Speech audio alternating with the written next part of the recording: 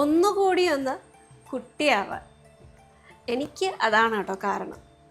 ഓണത്തിനാണ് ഞാൻ ഒന്നും കൂടി ഒന്ന് കുട്ടിയാവുന്നത്.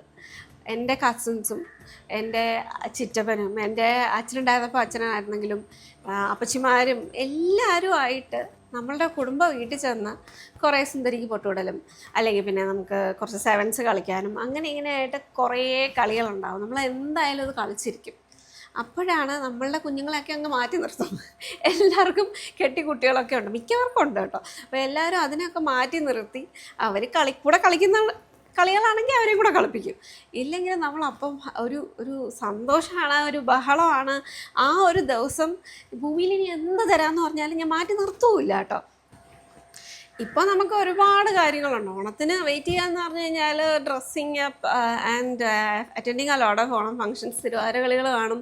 അപ്പം എനിക്ക് ചിലരെയൊക്കെ അറിയാം, അല്ലെങ്കിൽ ചിലർ പറഞ്ഞു കേട്ടിട്ടുണ്ട് 10ഉം 14ഉം ഒക്കെ ഓണം ഫങ്ഷൻസ് ഉണ്ട്. അപ്പോൾ അതിനൊക്കെയുള്ള ഡ്രസ്സസ് സെറ്റ് ചെയ്യുന്ന ഒരുപാട് പേരുണ്ട്. പിന്നെ നമ്മളുടെ NRIs, ഞാൻ ഇടയ്ക്ക് ഫ്രണ്ട്സിനടുത്തൊക്കെ പറയാറുണ്ട്, കേരളത്തിലുള്ളവരെക്കാട്ടിലും NRIs അല്ലെങ്കിൽ ഇപ്പം കേരളത്തിൻ്റെ അകത്ത് താമസിക്കാത്ത, ഇന്ത്യയിൽ വേറെ പലയിടത്തൊക്കെ താമസിക്കുന്നവർക്കാണ് ഒരുപാട് ആക്റ്റീവായിട്ട് ഒത്തിരി ഫങ്ഷൻസൊക്കെ അറേഞ്ച് ചെയ്യും. അത് ആ ഒരു ഹാപ്പി മൊമെൻറ്റ്.